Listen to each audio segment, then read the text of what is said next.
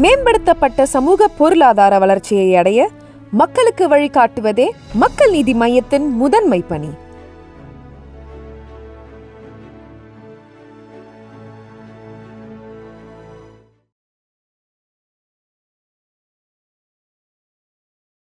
வணக்கம் சார். வணக்கம். முன்ன நீங்கள் பாட வந்து புதுசில் ஆர்கெஸ்ட்ராவோட சேர்ந்து ரிஹர்ஸ் எல்லாம் பார்த்து பாடுறதுக்கும் இப்போ வந்து டெக்னிக்கலாக இவ்வளோ அட்வான்ஸ்டாக இருக்கும்போது எல்லாம் ரெக்கார்ட் பண்ணி வச்சு நீங்கள் ட்ராக் பாடுறதுக்கும் எதுவும் டிஃப்ரென்ஸ் ஃபீல் பண்ணுறீங்களா? டிஃப்ரென்ஸ் வந்து நிறைய டைம் சேவ் ஆகுது. சிங்கருக்கு நிறைய டைம் சேவ் ஆகுது, மியூசிஷியன்ஸ்க்கு நிறைய டைம் சேவ் ஆகுது. ஆர்கெஸ்ட்ராவோடு சேர்ந்து பாடும்போது ஒரு மியூசிஷியன் சின்ன மிஸ்டேக் பண்ணாலும் அது வந்து சிங்கரை பாதிக்கும், சிங்கர் மிஸ்டேக் பண்ணாலும் மியூசிஷியன் பாதிக்கும், திருப்பி முதல்லேருந்து எடுக்க வேண்டியதாக இருக்கும். இப்போ வந்து அவங்கவுங்க இடைஞ்சல், அவங்கவுங்க கஷ்டங்கள் அவங்கவுங்க தான் படுறாங்க தவிர மற்றவங்க மேலே அந்த பாதிப்பு இருக்கிறது கிடையாது. மியூசிக் ட்ராக் எடுக்கும்போது ஒவ்வொருத்தரையும் ஒரு தனித்தனி ட்ராக் அசைன்மெண்ட் பண்ணிடுவாங்க. அந்த ட்ராக்கில் ஏதோ ஒரு மிஸ்டேக் வந்தால் கூட கட் பண்ணாமல் ஃபுல்லாக எடுத்துகிட்டு அந்த போர்ஷனுக்கு போய் அது மட்டும் டப் பண்ணிக்கலாம். அதே மாதிரி சிங்கர் பல்லவி கான்சன்ட்ரேட் பண்ணலாம், பல்லவி கரெக்டாக வரலாம் பாடலாம், அதே மாதிரி சரணம் கான்சன்ட்ரேட் பண்ணலாம். ஃபுல் சாங் வந்து முடிகிற வரலும் ரொம்ப க்ளீனாக வர்றதுக்காக ஒரு சான்ஸ் இருக்குது. இது வந்து சில பேர் சொல்லுவாங்க ஆர்கெஸ்ட்ராவோடு சேர்ந்து பாடும்போது இருக்கிற ஒரு ஃப்ளோ இருக்காது, ஃபீலிங் இருக்காதுன்னு. ஆர்கெஸ்ட்ராவோடு சேர்ந்து பாடும்போது கூட நாங்கள் வேறு கியூபிக்கல் இருந்து தான் பாடுறோம், எங்களுக்கு ஹெட்ஃபோனில் தான் அந்த ஆர்கெஸ்ட்ரா கேட்டுன்னு இருக்கோம். இப்போ கூட ஃபுல் பீஸ் ஆர்கெஸ்ட்ரா எங்களுக்கு ஹெட்ஃபோனில் கேட்டுகிட்டே இருக்கோம். The only thing is we miss the musicians. நாங்கள் எல்லாம் சேர்ந்து பாடும்போது ஒரு நாளும் அட்லீஸ்ட் ஒரு 50-60 மியூசிஷியன்ஸ் சேர்ந்து பழகிறதும் விஷ் பண்ணுறதும் இருக்குது. இப்போ முழுசாக ஒரு வருஷத்துக்கு ஒரு தடவை கூட பார்க்க முடியாது. நாங்கள் வாய்ஸ் ஸ்டெப் பண்ண போகும்போது ஒரு மியூசிஷியன் இருக்க மாட்டாருங்க. அது தவிர இது டெக்னிக்கலி ரொம்ப அட்வான்டேஜஸ். இதனால் வந்து ஒரு நாளுக்கு நிறைய பாட்டுகள் ரெக்கார்ட் பண்ணலாம், சிங்கர்ஸ் நிறைய பாட்டுகள் பாடலாம். மியூசிஷியன்ஸ்க்கும் நான் இப்போ ஒரு நல்ல சொலோ மியூசிஷியன் இருக்காருன்னு வச்சுங்க, ஒரு sitar player or flute player, ஒரு நாள் அவருக்கு 4 ரெக்கார்டிங் இருக்கிறதுன்னா அந்த மாதிரி சூழ்நிலையில் பழைய டைமில் வந்து அவர் ஒரு நாளுக்கு 2 ரெக்கார்டிங் தான் போக முடியாது.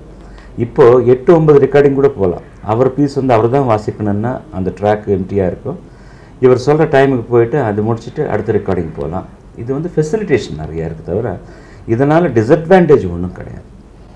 இப்போ இந்த டெக்னிக்கல் அட்வான்ஸ்மெண்ட்னால தான் ஒரு சின்ன கமெண்ட் இருக்குது ஜனங்க மத்தியில். அதாவது மியூசிக் லெவல் வந்து ரொம்ப ஹையாக இருக்க மாதிரி, சிங்கர்ஸோட வாய்ஸ் கிளியராக இல்லைனோ இல்லாட்டி வேர்ட்ஸ் கிளியராக புரியலனோ அதுக்கும் இந்த technical advantage has nothing to do over this. That is the taste of the music director. எப்போவுமே நான் சொல்கிறேன், பாட்டுக்கு முக்கியமானது வார்த்தை.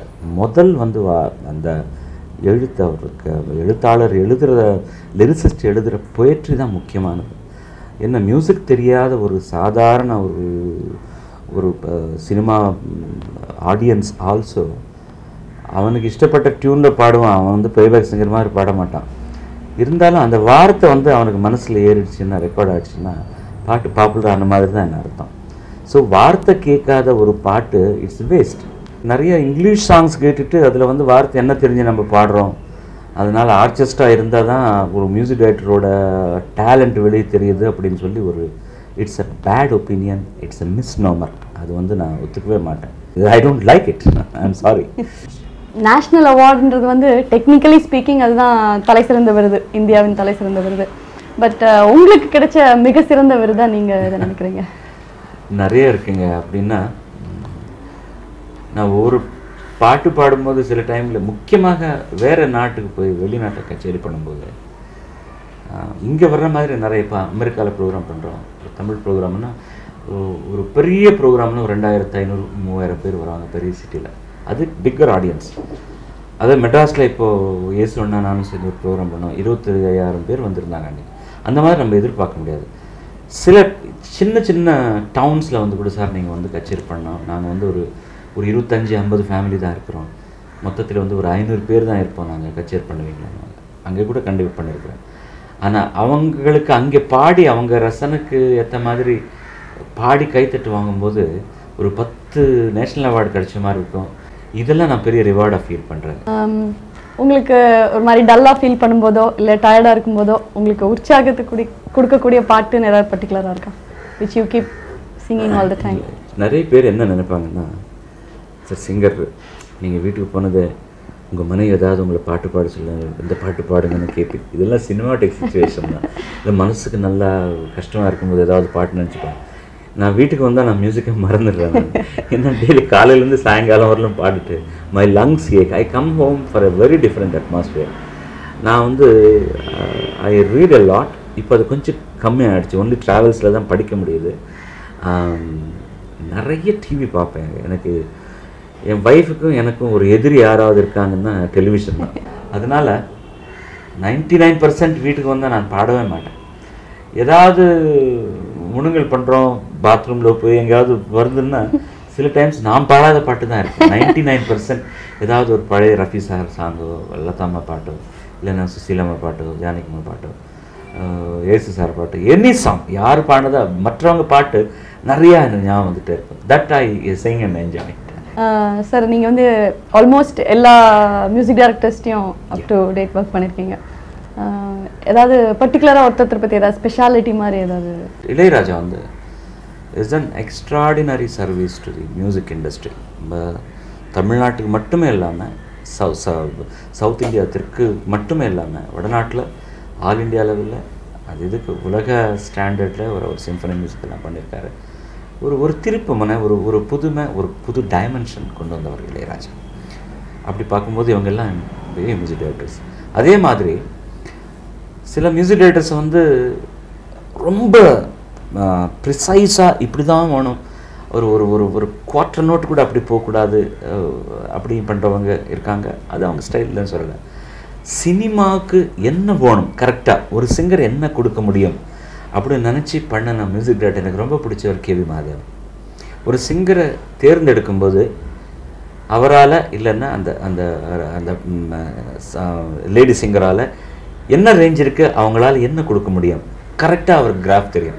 அதுக்கு மிஞ்சி வற்புறுத்தவே மாட்டார், டென்ஷன் கொடுக்க மாட்டார். சினிமாவுக்கு என்ன வேணும், ஆர்கெஸ்ட்ரேஷன் முதல் கொண்டு ரிதம் முதல் கொண்டு ஏன்னா அப்புறம் கூட பாட்டு முதல்ல எழுதுனதுக்கப்புறம் தான் கம்போஸ் பண்ணுவார். எழுது தான் ரொம்ப முக்கியம் அப்படின்னு ரொம்ப ஃபீல் பண்ணார். அந்த விஷயத்தில் அவருக்கு hats off to KV Mahadevan sir. சினிமாவுக்கு தேவைப்படுற இசை அது கிளாசிக்கலாக இருக்கட்டும் வெஸ்டர்னாக இருக்கட்டும் எந்த அளவுக்கு வேணும், ஆடியன்ஸ் ரசனை எந்த அளவுக்கு தான் இருக்கும் அதுக்கு தான் பண்ணணும்னு சொல்லி பண்ணிய மியூசிக் டைரக்டர் கேவி மகாதேவன். இந்த மாதிரி நிறைய வந்திருக்காங்க. இப்போது தேவா இருக்கார். தேவா சார் வந்து எல்லா ப்ரொடியூசரும் என்ன சொல்லுவாங்கன்னா ரொம்ப comfortable to work with sir.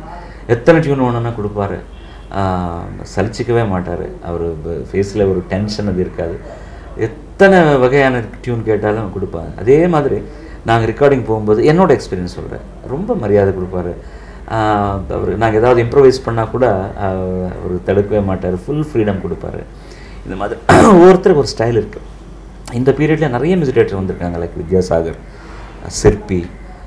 There all very talented people. But நிறைய டிஸ்ட்ரிபியூட் ஆகிருக்கு.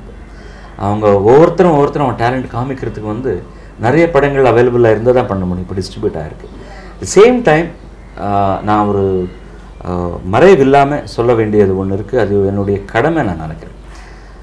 நிறைய இசையில் வந்து ஒரு ஈடுபாடு ரொம்ப கம்மியாக ஃபண்டமெண்டல்ஸ் கூட தெரியாதவங்க சில மியூசிக் டைரக்டர்ஸ் வந்திருக்காங்க. Let me not name them. அந்த அளவுக்கு நான் ஹிப்போக்ரட்டாக இருக்கலாம், தப்பு இல்லை. எதை வச்சு தான் ப்ரொடியூசர்ஸ் இவங்களை தேர்ந்தெடுக்கிறாங்களோ எனக்கு புரியவே இல்லை. ஏன்னா பாடவும் வந்திருக்கணும், இல்லைன்னா சொரமாவது சொல்ல தெரிஞ்சிருக்கணும், இல்லைன்னா ஒரு இன்ஸ்ட்ருமெண்ட்டாவது வாசிக்க தெரிஞ்சிருக்கணும். இந்த மூணும் தெரியாமல் ஏதாவது ஒரு அசிஸ்டண்ட் வச்சுக்க வேண்டியது. அவங்க ஏதோ தானா பானான்னு பாடிடுவாங்க. அவங்க அது வேறு எழுதி அவங்கள ஆர்கெஸ்ட்ரேஷன் பண்ணி ஒரு டியூன் பண்ணிவிடுவாங்க. சரி, இது நம்ம தலையெழுத்து கிடையாது. எதுக்கு நம்ம ரெக்கார்டிங் தியேட்டர் போகிறோம், அந்த ட்ராக் வேறு யாராவது வச்சு பாட வச்சுருப்பாங்க. அந்த கேசட் கொடுத்தா நம்ம ஆத்மார்த்தமாக அது இன்னும் ஏதோ யாரோ அவங்க கஷ்டப்பட்டு பண்ணியிருக்காங்களே, இன்னும் ஆடிஷன்ஸ் பண்ணி நல்லா கொண்டு பண்ணும்போது அதில் வந்து இடையில் என்னென்ன பேசக்கூடாது, என்னென்ன சொல்லக்கூடாது, அவங்க என்ன நிறைய பேர் பார்க்குறாங்களே. நம்ம ஒரு மியூசிக் டைரக்டராக அங்கே எஸ்டாப்ளிஷ் ஆகணும்னு அர்த்தமில்லாத ஒரு ஒரு இதெல்லாம் கொடுக்குறது, சஜஷன் கொடுக்குறது, ஆர்டிஸ்ட் மோடுக்கு எடுக்கிறது.